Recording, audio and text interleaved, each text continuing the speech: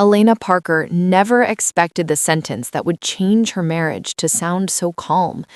"The freeloading ends today," Daniel said. He did not raise his voice. He did not look angry.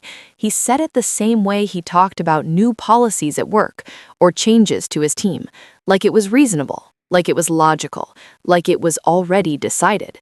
They were standing in the kitchen of their Chicago apartment, the place Elena had turned into a home for 6 years. The smell of rosemary and garlic still hung in the air from dinner. Elena was drying a plate when Daniel spoke. "I just got promoted," he added. Like that explained everything. Elena slowly placed the plate on the rack. She did not turn around right away. She knew that tone. It was the tone of a man who had practiced something in his head until it sounded fair. "You heard me," Daniel continued. "We need to separate our money. I'm not going to carry someone who isn't pulling their weight." Elena turned to face him. 6 years of marriage? 6 years of shared bills, shared mornings, shared dreams, reduced to one word: freeloader. She looked at Daniel, his expensive new suit, his polished shoes, the confidence that came with a higher title and a bigger paycheck. "What do you mean?" she asked quietly. "I mean we need financial independence," Daniel said. "My money should be my money. Your money should be yours. We split expenses. We keep things fair." "Fair?" Elena nodded once. "Okay," she said. Daniel blinked. He had been ready for a fight, for tears, for anger, for guilt. He was not ready for agreement. "Okay?" he repeated. "Yes," Elena said. "Separate accounts. We split everything 50-50. That's what you want, right?" Daniel smiled. Relief washed over his face. "Exactly." Elena turned back to the sink. What Daniel did not know was that she had already started counting every dollar she had paid, every bill she had covered, every invisible thing she had carried while he climbed. 3 weeks from now, he would regret every word he had just said. But right now, he thought he had won, and Elena let him believe it. Elena Parker was not the woman Daniel thought she was. To him, she was just a teacher, a simple job, a steady paycheck, nothing impressive compared to his corporate career. That was the story he told himself. It was also the story his mother loved to repeat. What Daniel never bothered to look at was everything behind it. Elena taught at a private school during the day, but in the evenings and on weekends, she ran her own tutoring business. Wealthy families paid her to prepare their children for college. Business owners hired her to polish their teenagers for elite schools. Some of her clients paid more for 1 hour than Daniel spent on a nice dinner.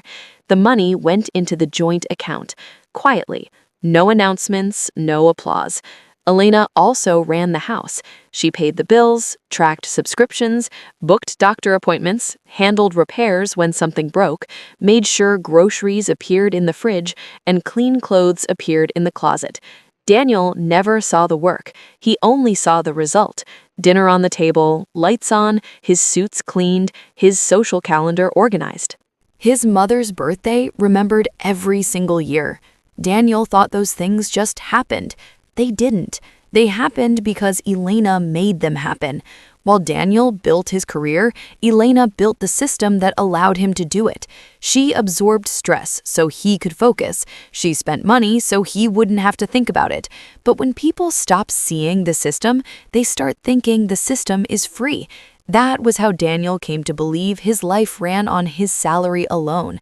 That was how he came to call the woman who held everything together a freeloader. And Elena was about to let him discover how wrong he was. Daniel did not come up with the idea of separating money on his own. It was planted. His mother, Margaret Parker, had been whispering into his ear for months, always gently, always disguised as concern. "You work so hard," she would say. "You deserve to enjoy what you earn. You shouldn't have to support another adult." She never raised her voice, never accused Elena directly. She simply repeated the same idea until it sounded like truth. Margaret believed a wife should orbit her son, not stand beside him. In her world, men brought home money and women were supposed to be grateful. When Elena paid for things, it made Margaret uncomfortable. At family lunches, Margaret praised Daniel's ambition, talked about his future, his career, his success. Elena sat at the same table and felt invisible. When Daniel got his promotion, Margaret was thrilled. "This is your moment," she told him. "Now you can finally take control of your life." Control. By the time Daniel walked into that kitchen and told Elena the freeloading ends today, he believed he was being brave. He believed he was standing up for himself. What he didn't understand was that he was standing on the very person who had been holding him up all along, and when that support disappeared, everything was going to start falling. 2 days later, Elena and Daniel sat side by side at the downtown bank. The building was quiet and polished, designed to make money feel safe. A woman named Jennifer greeted them. "So you'd like to separate your joint account into 2 individual accounts?" she asked. "Yes," Daniel answered immediately. Elena nodded. "How would you like to divide the current balance?" Daniel turned to Elena, expecting hesitation. "Half," Elena said. Daniel froze. "Half?" 50, Elena said evenly. "That's what fair means." Forms were signed. The account was split. "And household expenses?" Jennifer asked. "We split them," Daniel said. 50-50. Elena pulled out her phone. "Then we should track them." "Track them?" "A shared spreadsheet. Every purchase, every bill. We settle monthly." Daniel hesitated, but nodded. "A fresh start," Elena said. Daniel smiled, but something in his eyes shifted. The changes began quietly. Elena stopped doing what she had always done. She cooked for herself, made coffee for herself, bought groceries for herself. Daniel noticed everything only after it was gone. The spreadsheet filled fast. Paper towels, soap, snacks, drinks. Daniel had never noticed how many small things kept a home running. Now he was paying for them. He mixed laundry loads, ruined shirts. "I didn't know," he said. "I've been doing it for 6 years," Elena replied. 3 weeks later, Elena reminded Daniel that his sister Rachel was coming for dinner. "You know how she likes things," he said. "I'm not cooking," Elena replied. "You always cook." "Not anymore." Daniel went shopping for the first time in years. Rachel arrived, took one look, and laughed.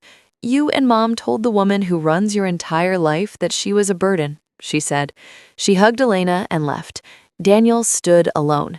That night, Elena showed him the numbers.